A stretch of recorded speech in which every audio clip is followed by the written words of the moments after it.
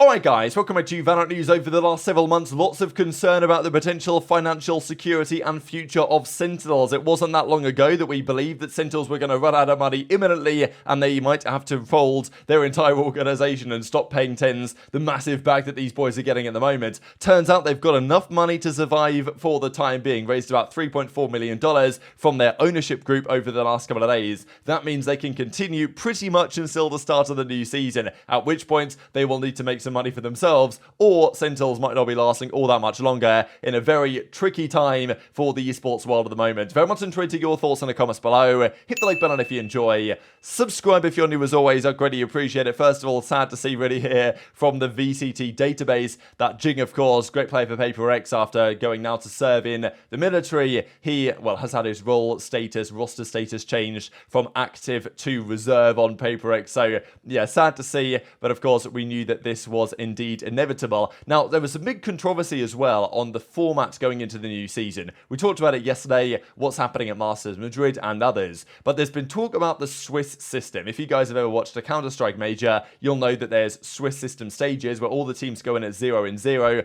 Once you win once, you go to 1-0, you then play another 1-0 team that is decided which one you play through the Buckle system, and there's been lots of controversy on whether that actually is any good, especially when it's best of ones, and often it does cause some RNG results. However, if you do all those in best of threes, I think the Swiss format is one of the very best in esports as far as I'm concerned. The best of ones they do in the CS majors, they cause issues, but if everything was best of threes, it'd be fantastic. The problem is that that's a lot of matches, and in Counter-Strike, it's a lot of matches. That's why they do all of the pre-elimination games as best of ones, and Valorant generally don't like to have multiple matches at the same time, and they don't really like to have their day stretching for hours past it might necessarily usually be. But there are less teams in a Valorant World Championship than there would be at a CS Major. So Leo Farrier comments on this actually and replies to the idea of, okay, what about we did a Swiss stage group format and then double L in bracket? Is this the perfect Champions format? Now, Leo actually says, we have looked into this. We have thought about Swiss system. We love Swiss and want to experiment with it, but not at Champs. And I kind of agree that in general, the Champs format is well liked and it does a job. You know, I don't think the Champs format is spectacular. You know, I don't know if I quite love it, but you know, it does the job and it's acceptable at least for the Champs format. With the 16 teams through the groups into the bracket, it's okay. I do think Swiss would be better if they had the time, but you know, I kind of agree that if it's not broken, then don't fix it. But he is saying that for other events, they might want to experiment with Swiss system, and you know, when there's 16 teams, doing a Swiss stage is quite a bit of an effort, right? Let's say for Madrid Masters, 8 teams, that maybe opens the door a little bit more to seeing how things could go. Certainly a 12-team situation could be viable as well. So definitely stay tuned for that one, but it's interesting to hear that they are experimenting, at least in their minds, with other formats, and we'll see over time whether any of that actually comes true, because, you know, Solgi as well was coming up with the idea of,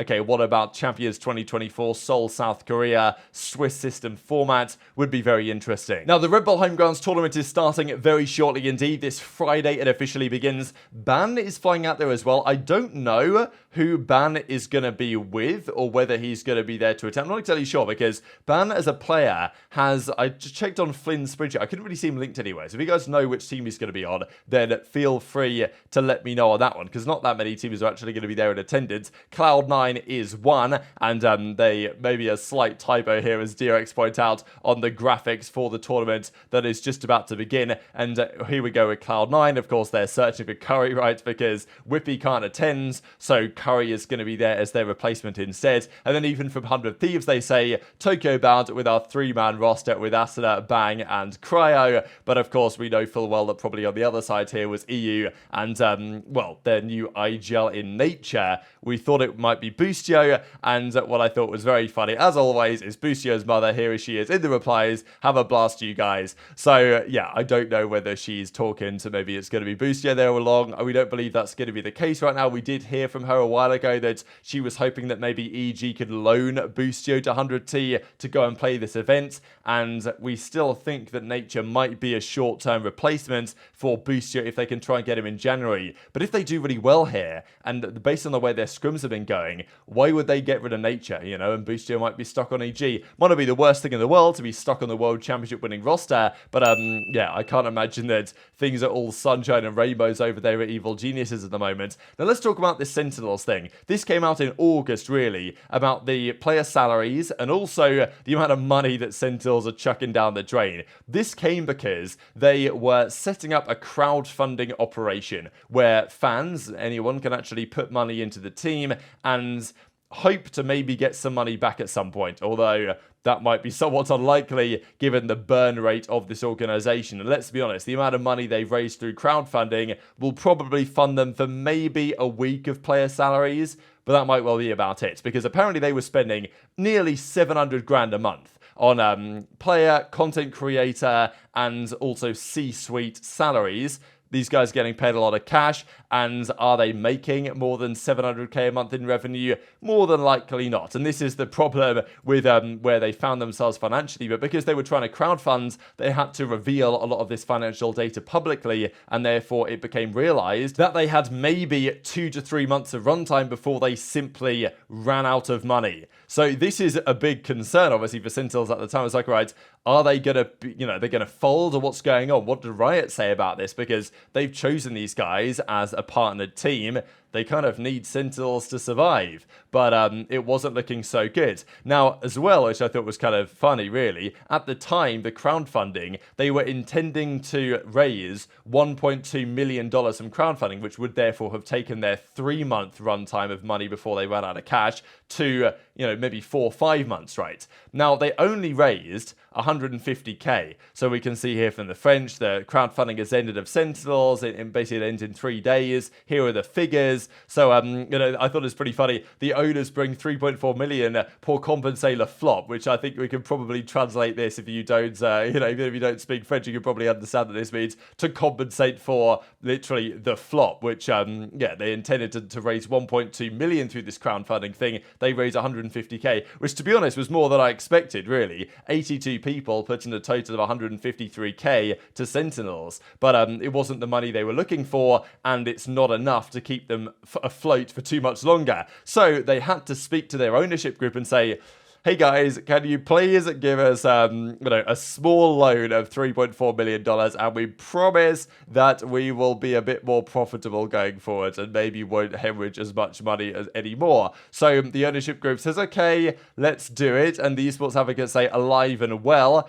Okay, alive, I don't know if financially this really counts as being well, because again, the 3.4 million US dollars, if they are burning 700k a month, doesn't really last still that long in the grand scheme of things. But still, they have received a cash injection of 3.4 million US dollars, which will allow them to continue operations ongoing and expand into new areas. So they might even be progressing. My perception would be, all right, maybe they'll think, you know what, okay, we've got the money to survive, let's just lean out a little bit and try and ensure we're not just going to hemorrhage cash anymore, but maybe not, right? Maybe they're just going to keep expanding. So this is what they say in their kind of press release, that invested, you know, another $3.4 million into the company. The investment in the company is a testament to our belief in Sentinels as a brand and the long-term opportunities in esports. I agree with those things, but it's just a difficult time in the esports world right now. Our fans have already shown significant support with over $150,000 invested in the company through our crowd funds, which is what we saw just a second ago. So, yeah, the ownership group remains committed to supporting the company, but yeah, this money will go primarily to paying the players' salaries to actually stay around, and as Tarek says, all this to lose against Ludwig's team. So the benefit is that these guys will get to keep on going for the time being. Everyone involved will still get paid, and Sentinels isn't going to collapse for the next few months. But as I say, if they're still burning 700k a month, that 3.4 million lasts approximately 5 months, which takes us from now until, okay, a decent chunk into the new season. But still, I think the feeling is that by the time the new year comes around, that's when Sen really will have to be, you know, on fire with their sponsorships and everything like that if they actually want want to try and make this profitable at some point, because otherwise we're going to have the same thing again next year, where that $3.4 million has gone up in smoke, and next year again Rob Moore's come back to the ownership and saying, hey, guys, give us a little bit more and we'll keep it going for the new year. So pressure on Sentinels really to deliver when the season begins, ensure their results are good, ensure that they can really upsell these sponsorship activations as much as they possibly can, and they will need to if they want to make this organization work, because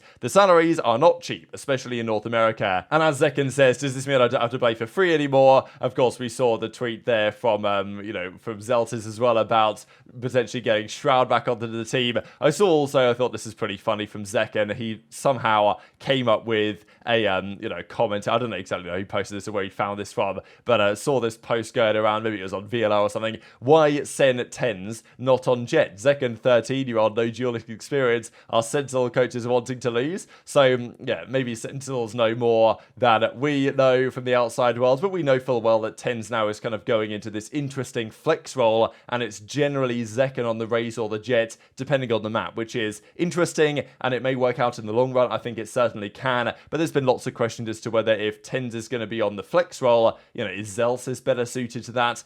There's lots of questions, but it does seem like for now, kind of Sentinels know what they are doing. Now, there's also, over the coming days, this $20,000 Sentinels Invitational Tournament. They are hosting it with, I think it's G2, with Oxygen Esports, and with Moist Shopify. That begins tomorrow, and so 10s has obviously come up with a fake quote here via Sentinels Twitter about the game that they're going to play against Dapper. Pretty exciting stuff, actually, to see how this goes, because Dapper now on an Oxygen team, and will be facing Sentinels later this week. So that 20k has obviously come from somewhere, and for the time being, Sentinels are going to be financially secure. So 10's salary is likely safe for another year, and then we'll see how much Sentinels have changed. And let's not forget as well, like as a partner with Riot, they get their stipends, so that should go some way to covering some of their expenses, but it might not go all that far, given, as I say, the extreme salaries of the players, especially in North America. Just to close out, of course, happy Halloween for today, and